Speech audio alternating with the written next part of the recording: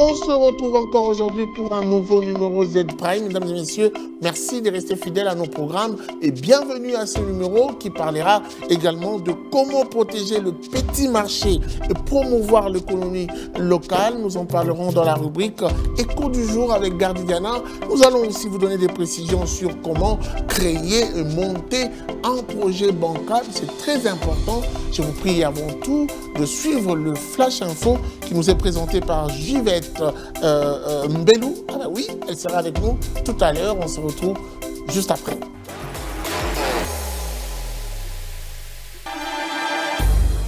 Actualité dans le monde, actualité internationale.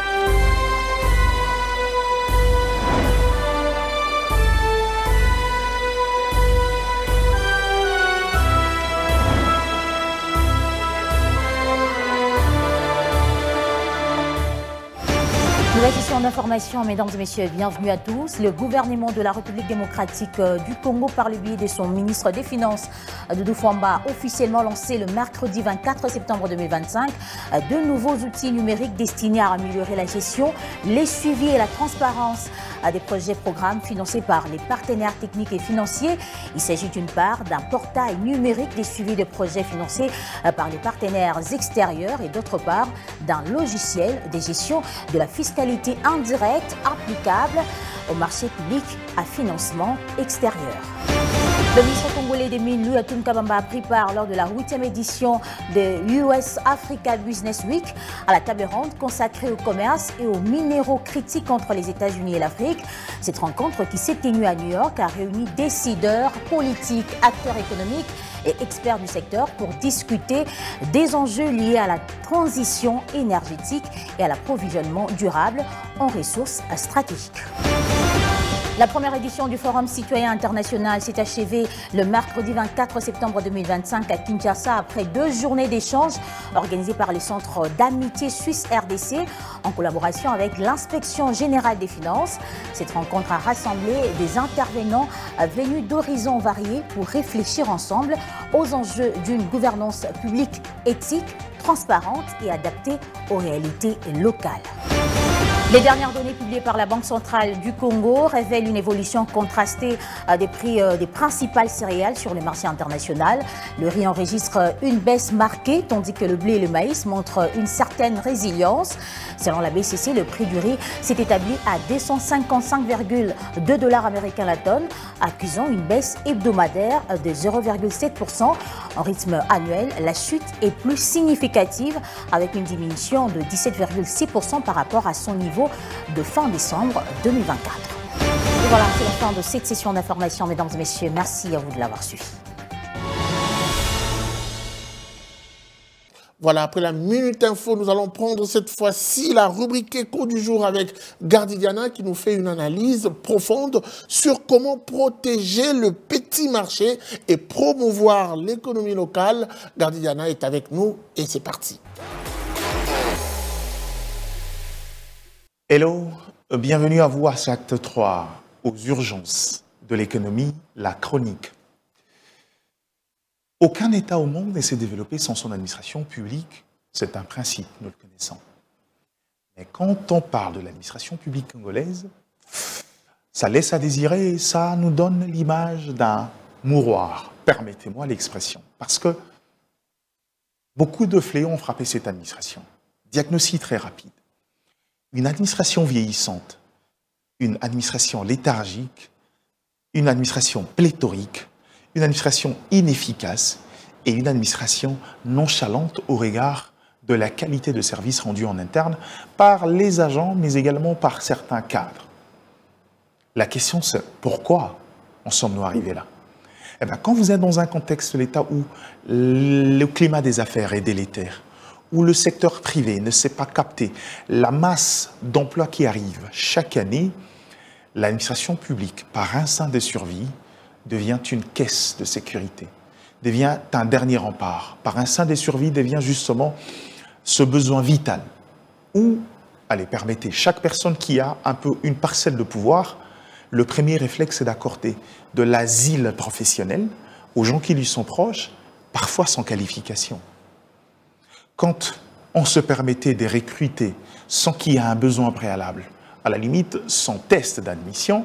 C'est ce qui fait que cette administration s'est retrouvée dans un contexte pléthorique, consommant le gros du budget de l'État, qui est un besoin est un budget de consommation réservé vers le paiement de salaire, par exemple.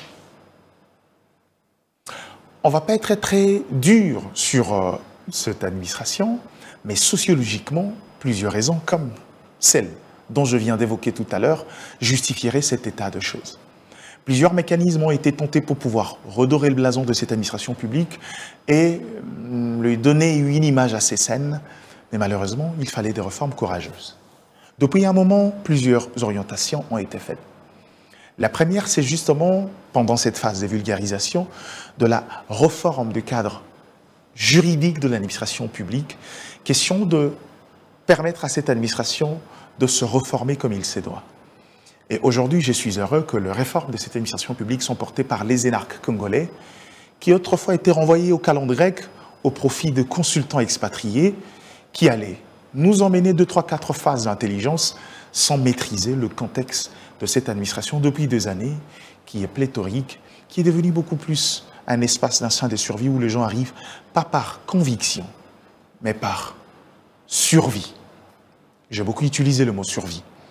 Mais aujourd'hui, quand vous posez la question, quelle est la plus grande difficulté, la plus grande peur de l'agent public de l'État ou encore du travailleur congolais, même ceux qui sont dans le secteur privé, c'est la sécurité sociale. Dès lors que la sécurité sociale reste un pan négligé, pas tenu de manière efficace, c'est justifie le vieillissement de l'administration publique, mais également cette forme d'accrochage de la part de ces anciens administrateurs envers leur poste. Aujourd'hui, il a fallu donc commencer par le cœur de la réforme de l'amélioration de l'administration publique, qui était le système de la mise à la retraite. Téné. C'est ce qui fait que depuis le projet PRAP, qui avait posé le base de la mise à la retraite, avec 2000 agents partis à la retraite, aujourd'hui, on avoisine un nombre de 130 à 150 000 agents censés partir à la retraite sur une administration qui, à la base, avait un nombre pléthorique, qui avait atteint la barre des millions d'agents, réduit après un contrôle à 700 à 600 aujourd'hui, on est sur une base légale vérifiée des plus ou moins 300 000 agents publics. C'est ce qui traduit la faiblesse et la léthargie qui caractérisaient le système de recrutement dans cette administration. Mais aujourd'hui, commençons par le premier pan, le système de mise à la retraite. Quand la prime à la retraite avoisinait le moins de 3 $ pour certains agents d'appoint, à peine 5 à 6 $ pour le cadre, comment voulez-vous que les gens aillent à la retraite, qui deviendrait leur famille, et surtout à 65 ans? Quel autre travail dans les séculiers pourrait-il faire pour maintenir l'équilibre de sa famille? Et donc, pour le corriger, la CNSA n'a pas été mise en place. La Caisse nationale de sécurité sociale pour les agents publics, qui est une organisation sous tutelle de la fonction publique, question de permettre à ce que les réformes prennent forme. Et c'est ce qui a été fait aujourd'hui. Plusieurs réformes ont été menées en interne et, heureusement, l'administration publique par le VPEM, Jean-Pierre Liaou, est dans une phase de sensibilisation. Aujourd'hui, le régime a évolué. Le régime tient compte de 3 piliers essentiels. Dans cette forme de, de sécurité sociale élargie, aujourd'hui, les agents publics de l'État sont sûrs de bénéficier d'abord de la couverture santé, de la pension de retraite améliorée, je venais de le dire, mais ainsi que de mécanismes de solidarité plus inclusifs. Et ce qui fait qu'aujourd'hui, la note de cotisation a été un peu revue à la hausse et mise dans un système obligatoire pour permettre un système inclusif qui permettra une sortie de retraite honorable pour les agents de l'État. Et donc, à ce niveau-là, les batteries sont mises en marche, les choses étant prêtes, en passe d'être réussies. L'administration publique s'est attaquée à la deuxième question, la qualification et le système de recrutement. Il vous souviendra que depuis un moment, il y a un moratoire de non-recrutement au niveau de l'administration publique, question de résorber la fameuse problématique des NP et NU, qui sont en principe des nouvelles recrues qui sont dans un processus de recrutement. Et donc aujourd'hui, la réduction s'est faite progressivement, question de permettre à ces gens d'accéder à leurs droits. Parce qu'autrefois, il était inconcevable de voir quelqu'un qui passe 25 ans d'administration publique sans être payé, sans être mécanisé. Aujourd'hui, pour résoudre le problème, la plateforme de l'administration publique, avec la numérisation, a permis un suivi efficient de chaque agent. Aujourd'hui, il suffit de tout un chacun d'aller sur la plateforme digitale de l'administration publique.cd pour finalement se rendre compte de l'état des situations de chaque agent, et ce qui permet également à l'administration de suivre de près l'évolution et la carrière de chaque agent. Numérisation réussie, le sérieux et la célérité dans le contrôle des agents, mais également dans la qualification, dans le suivi, notamment le contrôle mensuel qui a été instauré, permet de redorer un peu les systèmes et de rendre un peu plus efficace, un peu plus travailleuse cette administration de la République. Mais le troisième point essentiel pour rendre efficace cette administration publique, c'est la masse salariale. Comment voulez-vous avoir un agent qui travaille comme il se doit pour un salaire modique? Aujourd'hui, l'avantage, c'est que c'est encore insignifiant, mais l'objectif d'aller sur une base où, pour le plus petit agent, à peine mécanisé, sur un salaire de base d'à peu près 377 000 francs congolais, avec une prime régulière qui part de 800 000 à 1 500 000 francs congolais, ce qui permet d'avoir un revenu net d'un agent qui avoisine un peu plus de 500 $. Ce qui fait qu'aujourd'hui, ceux qui sont dans l'administration publique sont dans un régime un peu plus amélioré, à d'autres corps élargis qui sont dans un régime spécial, particulièrement les enseignants, les militaires et les autres agents de sécurité. On arrivera à leur niveau également quand on a parlé de la sécurité sociale améliorée. Ils sont également pris en compte dans ce 3 volets. Mais, j'insiste, mais ces mesures ne pourront jamais atteindre leur apogée si de manière concomitante l'État congolais ne veille pas à la promotion de l'entrepreneuriat et des petites et moyennes entreprises telles que voulues par les autres réformes évoquées dans les chroniques précédentes. Il faut une action intégrale et je me réjouis que ces actions se mènent de manière concomitante pour pouvoir permettre à ce qu'il y ait une forme de désengagement et d'allègement. Parce que assainir l'administration publique pour déverser le non qualifié dans le marché de chômage ne rendrait pas service à l'État congolais, plus particulièrement à la politique sociale de l'État congolais.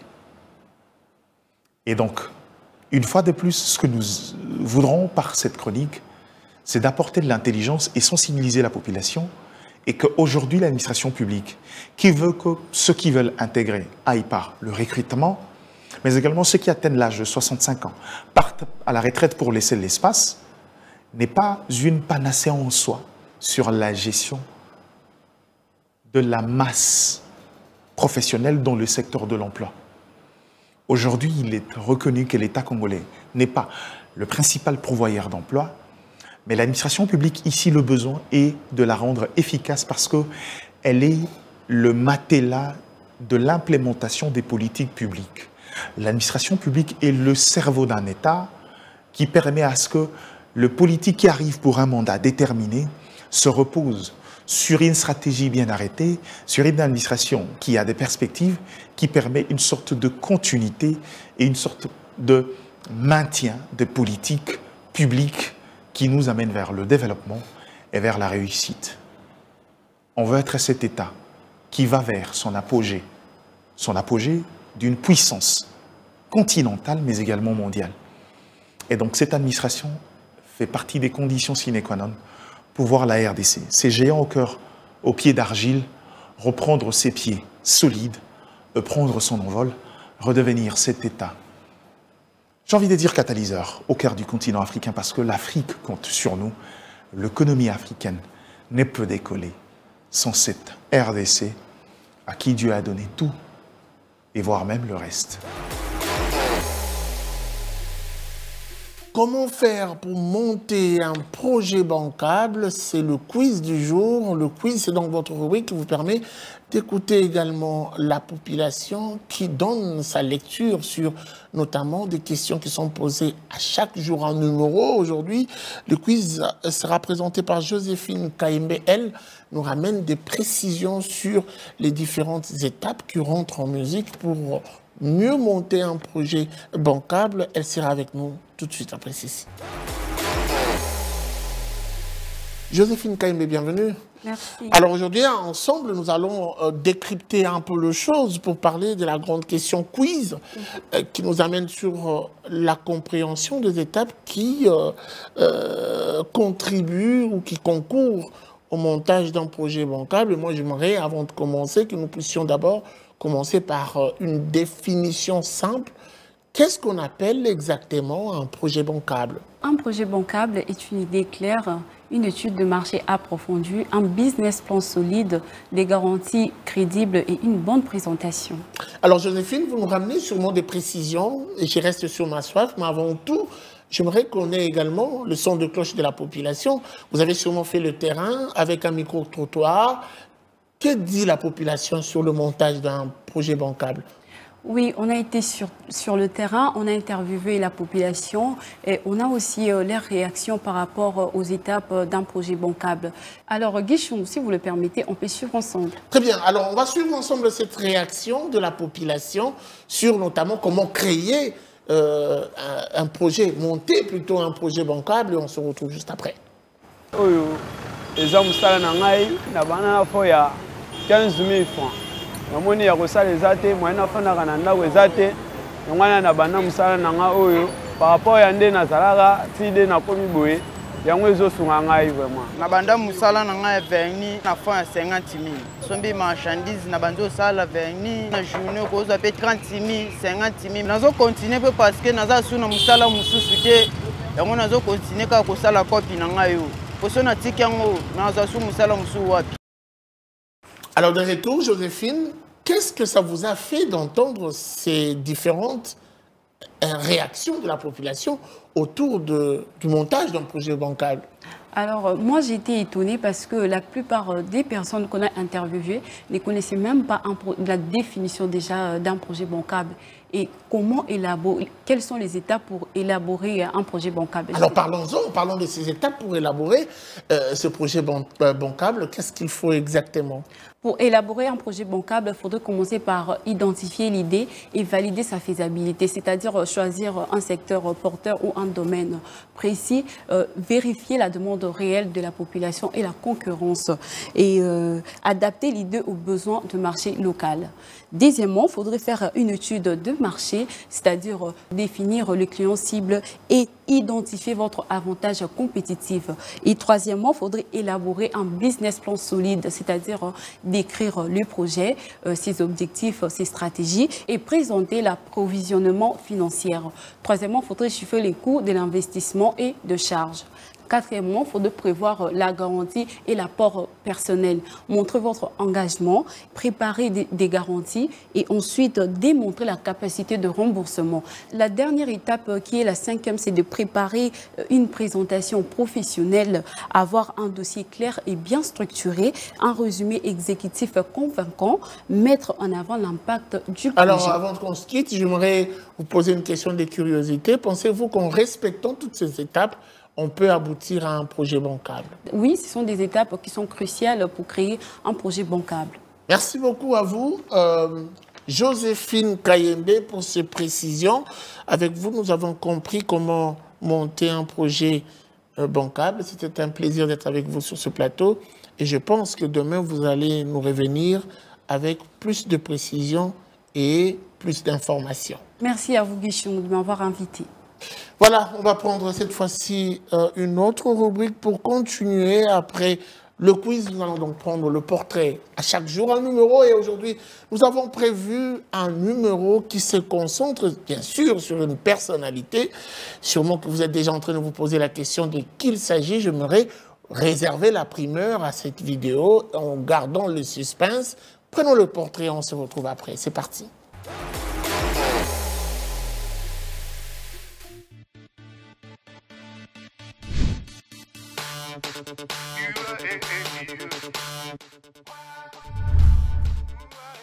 Le 10 indices de mon portrait du jour. Née le 12 août 1965 à Yabirive, dans l'ex-province orientale, est une femme politique du Congo-Kinshasa, fille d'un soldat et originaire de la province orientale.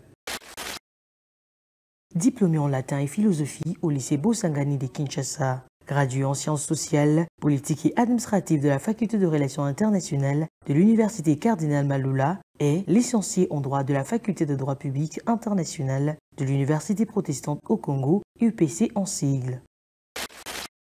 En 1988, elle devient militante de l'UDPS. Elle est arrêtée plusieurs fois sous le régime de Mobutu, emprisonnée 4 jours sous le régime de Laurent Désiré Kabila et poursuivie en justice par le gouvernement de Joseph Kabila pour avoir dénoncé le pillage minier. En 2002, elle participe aux pourparlers de Sun City qui ont mis en place le gouvernement de transition qui a conduit aux élections de 2006 et à la Troisième République. De 2004 à 2007, elle est secrétaire générale pour l'Afrique au Comité international pour l'observation et l'application de la Charte africaine de droits de l'homme et de peuple. L'un de ses objectifs est de reconnaître les violences sexuelles sur les femmes lors de conflits armés comme des crimes contre l'humanité. Le 28 novembre 2011, elle est élue députée du territoire de Bassoko, ex-province orientale pour le compte du MLC. En 2012, elle est présidente de la commission socio-culturelle de l'Assemblée nationale. Durant les élections de 2006, elle est une porte-parole de l'Union pour la nation du candidat Jean-Pierre Bemba. Elle est la toute première femme à assumer la responsabilité de la secrétaire générale du Mouvement de libération du Congo MLC en sigle depuis décembre 2014. En 2007, elle est élue au Sénat en tant que membre du MLC par l'Assemblée provinciale de Kinshasa. En mars 2014, elle passe le premier projet de loi initié par une députée congolaise, loi qui vise à protéger les personnes vivant avec handicap en République démocratique du Congo. Le 12 avril 2021, elle est nommée vice-première ministre, ministre de l'Environnement et actuellement, elle occupe le poste de la ministre d'État en charge de l'environnement et développement durable. Je suis Eve Bazaïba Massoudi.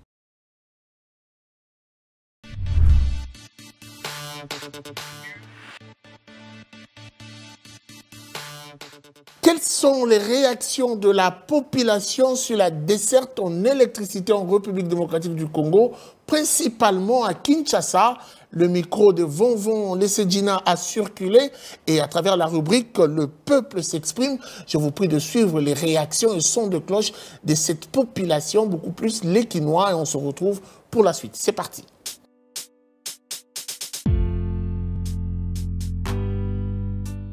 À Bandal, ces temps-ci, je peux dire que le courant est maintenant stable, mais ça se détériore de temps en temps.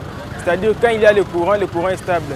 Mais quand il y a panne de courant, donc vous pouvez aller dans 2 semaines, 3 semaines où vous vous retrouvez sans courant. De temps à autre, je ne pense pas que les factures sont normales parce que si on prend l'exemple d'une avenue, ce n'est pas tout le monde qui a les mêmes moyens. Pour Beba depuis 2023. Donc, comme on a 2 jours de courant, mais 2 jours de courant, et que ça là, et même si on peut tout là, la paix moulili. Moi, je suis ça, je suis là, je suis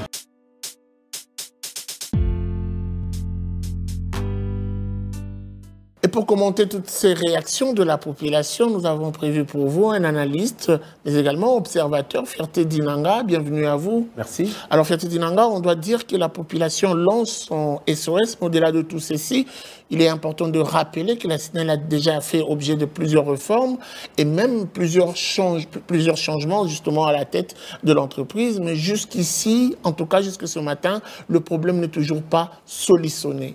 À votre avis, qu'est-ce qui se passe?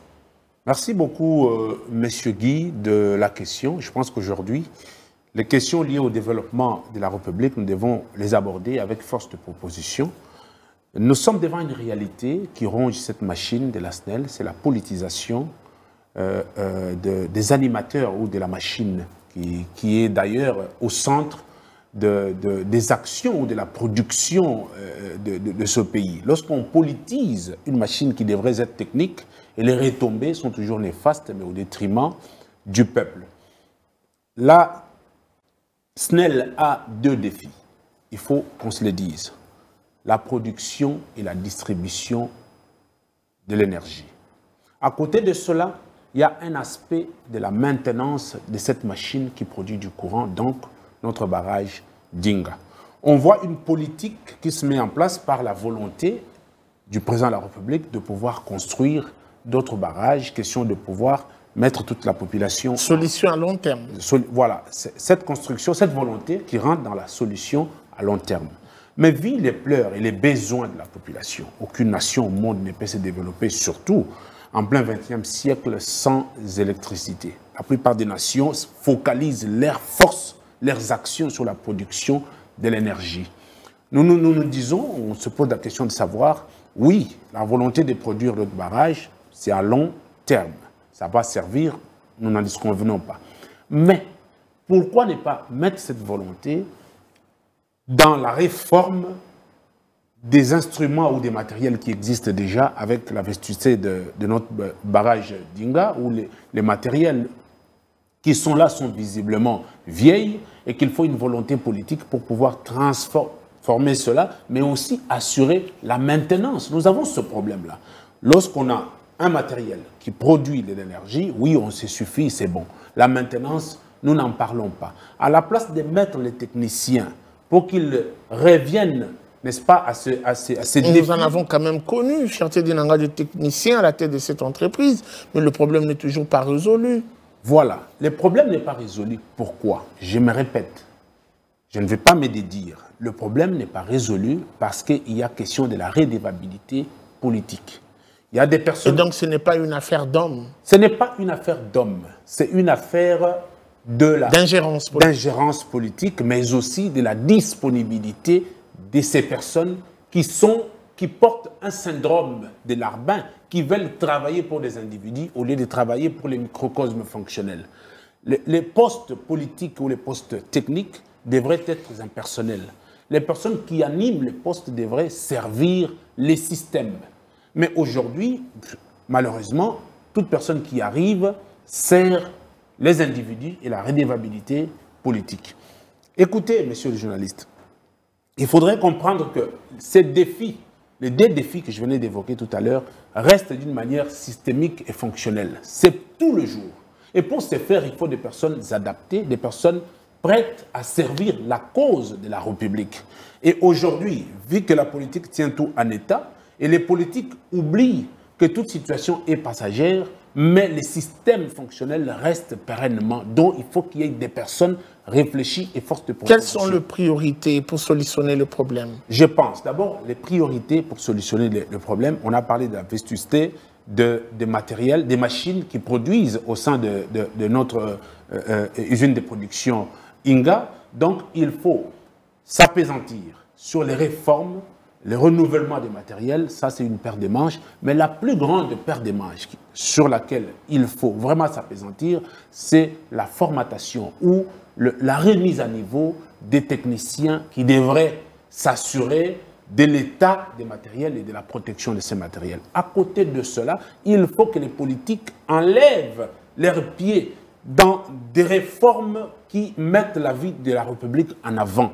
On ne peut pas prendre l'aspect technique et mettre un politicien qui ne sait rien comprendre et qui ne sait faire. Je vous donne un exemple.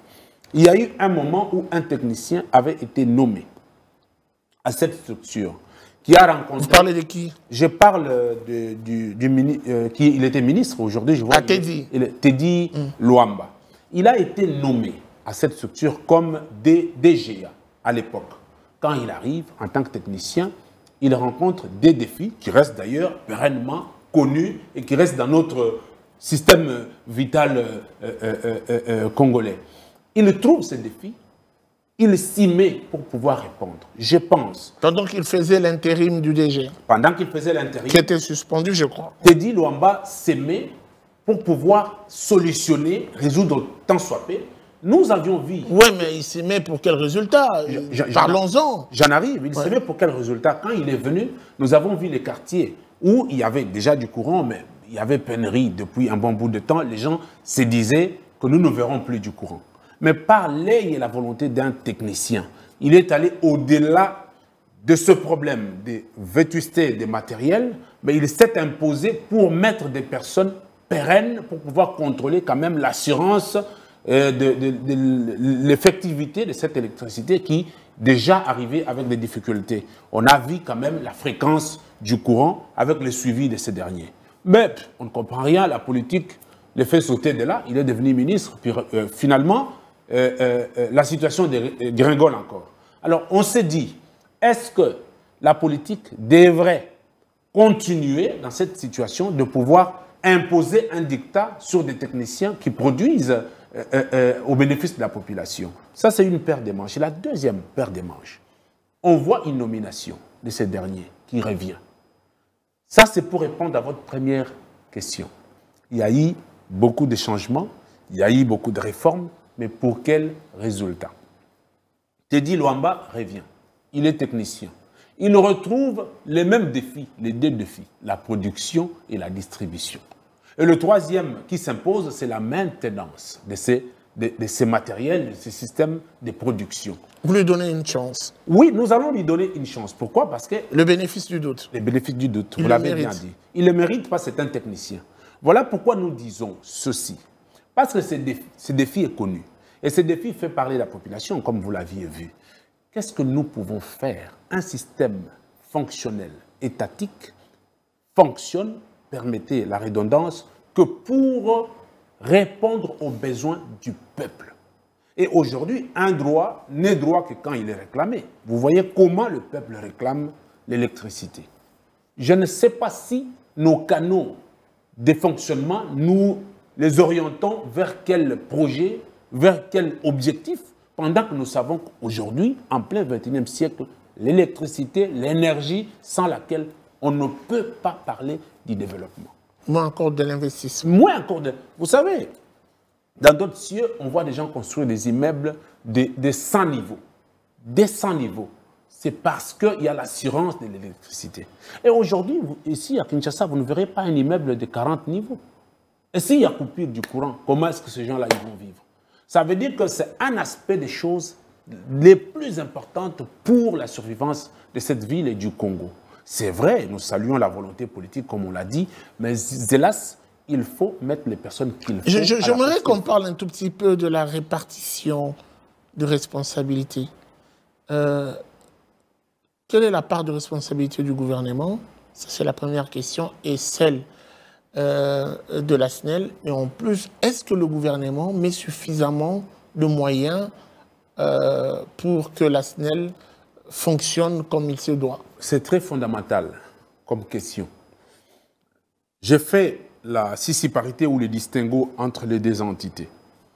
Le gouvernement, sa part de responsabilité, c'est la soutenance, c'est l'appui, c'est l'accompagnement en termes de finances, selon les défis, selon les besoins, selon les travaux qui peuvent se faire. Malheureusement, la part du gouvernement n'a toujours pas été accomplie à 100%.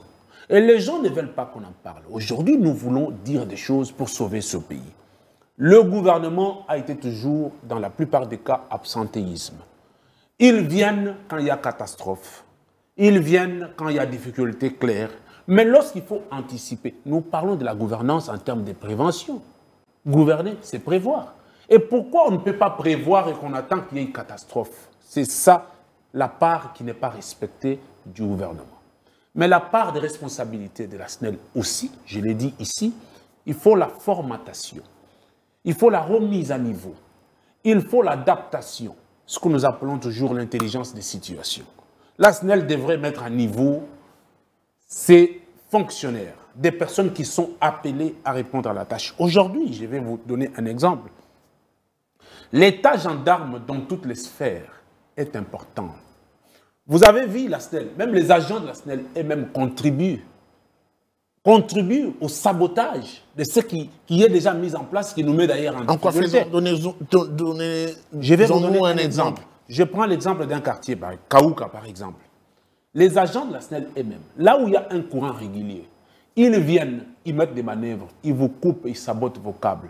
Le soir, ils viennent pour vous dire, cotisez 15 000 par parcelle pour qu'on vous remette du courant. Et vous cotisez, ils vous remettent. Demain matin, ils coupent encore. Il y a une panne, cotisez. C'est lorsqu'on dit qu'il y a un problème de formatation, il y a un problème d'hommes, il y a un problème de volonté, mais aussi il y a l'absence de cet état gendarme. Parce que la SNEL a aussi à son sein ce dispositif de contrôle. Quel est le bon agent de qualité? Quel est le mauvais agent? Quand il y a un mauvais agent, il faut le mettre à côté. Et nous sommes dans une bouillabaisse où on ne comprend pas comment est-ce que ça fonctionne. C'est vrai, le gouvernement a sa part de responsabilité, la SNEL a sa part de responsabilité, les responsabilités deviennent partagées. Mais dans ce partage, il y a aussi l'homme qui devrait accompagner les systèmes pour répondre aux besoins. Mais tout le monde aujourd'hui se retourne contre son ventre, contre la cruauté, contre la cupidité. Mais finalement, l'on comprend que le seul Congolais qui travaille actuellement, c'est Félix. Au regard de tout ce qui s'observe, notamment le surplace, voilà, la non-solution, si je dois le dire ainsi, pensez-vous que la SNEL a une politique définie des relances, ou le gouvernement congolais a une politique bien définie des relances de la SNEL? C'est une très grande question. Je prends une anecdote. Lorsque Goma est tombé, le président de la République a posé la question aux généraux. Venez, Goma est tombé, donnez-moi des propositions en tant que généraux. Je vous dis, personne ne peut me contredire, tout le monde qui était dans la salle a vu les généraux sans solution, dit aux présidents de la République qu'ils n'ont pas de solution. C'est ça le modèle des hommes congolais. Aujourd'hui, pour répondre à cette question, messieurs, les entreprises fonctionnent en mode essai-erreur. Essai-erreur, voilà les termes. Ça dit qu'aujourd'hui, la SNEL elle-même n'a pas une politique axée sur le temps qu'il peut proposer au gouvernement. Et quand même que cette politique arrive, elle n'est pas efficiente. Et voilà pourquoi ça donne le couloir au gouvernement de dire que nous n'avons pas de propositions adéquates. Comment est-ce que nous allons anticiper? Et il navigue à vue. Voilà, ça dit que le gouvernement se met dans son confort. Il dit, ben attends, nous attendons les propositions de la SNEL, nous attendons un budget chiffré, nous attendons des éléments de référence, mais finalement, nous n'avons pas quelque chose de concret. Comment est-ce que nous pouvons nous lancer? Voilà pourquoi je vous ai dit d'entrée de jeu que nous avons un problème d'hommes. Que diriez-vous à ceux qui pensent qu'il faut carrément soit privatiser, soit libéraliser? Très bien, je suis d'accord sur ce point-là. Je crois que c'est des réformes en termes de propositions que nous avons eu à faire depuis la nuit des temps. Nous avons vu dans d'autres pays, ce n'est pas un tabou qu'on libéralise une production du courant. Si on a une concurrence loyale, le Congo se développe. D'autres personnes qui sont à même de nous donner des énergies, ils peuvent venir souscrire avec le gouvernement. Le gouvernement ouvre cette libéralité. Comme ça, tout le monde peut produire du courant. On aura à se fier aux mieux offrants. C'est déjà le cas, la libéralisation. Non, mais écoutez... C'est la privatisation qui est sur la table. Donc voilà, il y a la libéralisation, mais avec quelle politique adaptée au dictat et à la situation congolaise? Voilà là où je parle de l'absentéisme du gouvernement. Ici, c'est tout le monde qui fixe le prix comme il veut, c'est tout le monde qui fait comme il veut. Finalement, le gouvernement, il est où? Voilà pourquoi on parle que nous avons ces représentants du gouvernement qui sont là pour des gyrophares, pour des cérémonies de mariage et pour le copinage. On se pose la question, mais écoutez, vous vous dirigez ou vous êtes là pour la beauté des yeux? Donc ce sont des questions qu'on se pose. Nous devons passer par la restauration de l'autorité de l'État. Et ce qui peut nous aider sur cet aspect des choses, il n'y a que l'État gendarme. Très bien. Alors, quelques mots avant de finir, adressés à l'actuel dirigeant, le nouveau directeur général qui revient. Aussitôt nommé, on a l'impression que la situation s'affaisse, s'empire. Aujourd'hui, il y a presque une semaine, la SNEL, en tout cas, ça fait parler assez du monde. Qu'est-ce que vous pouvez dire à l'actuel dirigeant en quelques mots? Avant de le dire en quelques mots, je reviens par son prédécesseur, qui a détruit la SNEL. Ce monsieur, en tout cas, je pense qu'il faut des enquêtes, il faut l'appeler, il faut qu'il se justifie, parce que quand même le gouvernement faisait quelque chose, même en retard, où il faut qu'il se justifie. Ça, c'est une paire de manches. Alors, à monsieur Teddy Luamba, je sais que c'est un jeune, force de proposition, et il a toujours l'envie de mieux faire. Et cet état de choses que vous avez vu après sa nomination, ces 2 semaines qui ont poussé à ce qu'il y ait manque du courant, c'est juste ce qu'on appelle, c'est le sabotage. Il fallait le saboter, il est arrivé, bon, on sait que c'est quelqu'un qui est au cœur des réformes, il faut le saboter, lui donner une file à retordre. Voilà, je pense qu'il est à même de répondre à beaucoup de défis, mais qu'il change le système. Nous sommes force de proposition. Qu'il change le système, qu'il s'entoure des personnes force de proposition, qu'il mette des questions cruciales sur la table. C'est ce qui manque aux Congolais, chers journalistes. Nous ne sommes pas à même de réfléchir aux grandes questions. On vient montrer des vestes dans des conseils où il faut réfléchir nation. On vient montrer ce que nous sommes et nos diplômes qui sont vides dedans. Et les pays qui se développent aujourd'hui, c'est quand tout le monde sait faire quelque chose et le fait bien. Ce n'est pas quand on dit qu'on a autant de diplômes. Ça nous a servi à quoi depuis 1885?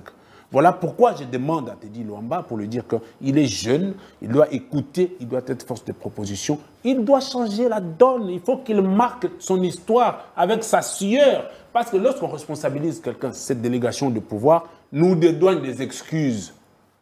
Il faut qu'il travaille, qu'il propose pour qu'au moins après eux, que nous ayons l'énergie d'une manière pérenne, permanente, et que le Congo produise. Il y a des coins de la République qui vivaient par les travaux de soudure, fabrication des portails, des chaises en fer. Les métiers. Les métiers. Et toutes ces choses-là marchent avec l'électricité. On ne peut pas parler du développement s'il n'y a pas d'électricité. Voilà pourquoi j'ai dit au président de la République, chef de l'État, parfois il y a des gens qui parlent. Nous parlons parce que nous aimons la République. Et que si on nous met à défi, on peut faire quelque chose. Il n'est pas demandé que quelqu'un fasse quelque chose seulement parce qu'il est doctorant. Non. Voilà ce qui tue ce Congo. Et nous proposons pour que les gens qui travaillent, qui ont la responsabilité, les fassent avec l'amour de la République. Ça sera une redevabilité vis-à-vis de nos enfants. Très bien. Merci beaucoup à vous, Fierté Dinanga, pour toutes ces précisions. C'est moi qui vous remercie. Voilà, après lui, nous allons prendre la prochaine rubrique, c'est article 15, avant de nous quitter. Il s'agit ici de la débrouillardise à Kinshasa. Un nouveau numéro qui vous présente une activité d'un volontaire qui a accepté de partager avec nous son expérience. Comment fait-il pour nouer le bout du mois? C'est la question, élément de réponse. Je vous prie de suivre ce reportage condensé et on se retrouve pour la suite. C'est parti. Jamais, débrouillard jamais, débrouillard jamais.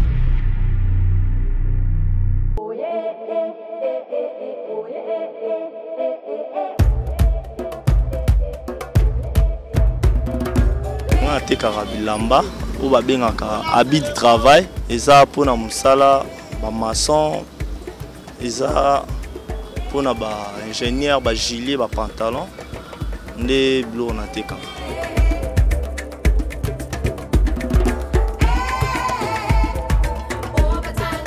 Bavantage oyo tozwaka na monde ya commerce ya ballon, je peux acheter même ballon ya $100 soki ebimi bien. Oki pe ozwa bénéfice pe nazwi nanu $100 oyo nabimisaki na timu panzi le reste oyo naoteka nde bénéfice nanga. Soki nalingi ndeti na dépenser il faut nazala na kaye nayeba oyo nazo dépenser eza combien na économisaka mbongo nanga. Soki nazwi mwa $50 nakolongola $10 natie na part mpo na dépense $15 natie mpo na osala makambo mosusu. Le reste est là, na bombi.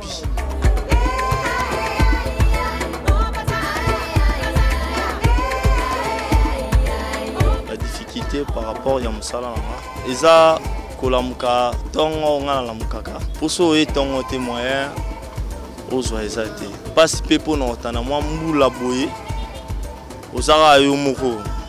Obando simba oyo a vraiment la difficulté na nga yango wana. Conseil na opesa na ba jeune oyo ba luka te eza na ba jeune ebele basilisi ba classe mais bavandi na bandako baza vraiment na eloko ya kosala te jeune faut za makasi ya luka po eloko etina monoko eza volonté so oza na volonté te ozwa makasi ya luka te bamisala eza nango mais volonté mpe kontaka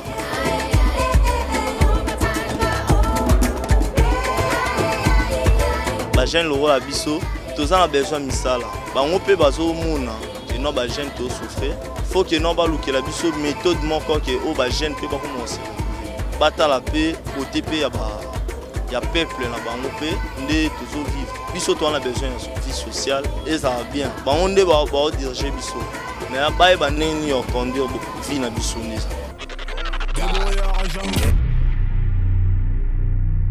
Voilà, c'en est fini pour aujourd'hui. Merci de nous avoir suivis et la suite c'est sans doute au prochain numéro avec le même plaisir. Vivez heureux, vivez sans temps. Au revoir et au prochain numéro.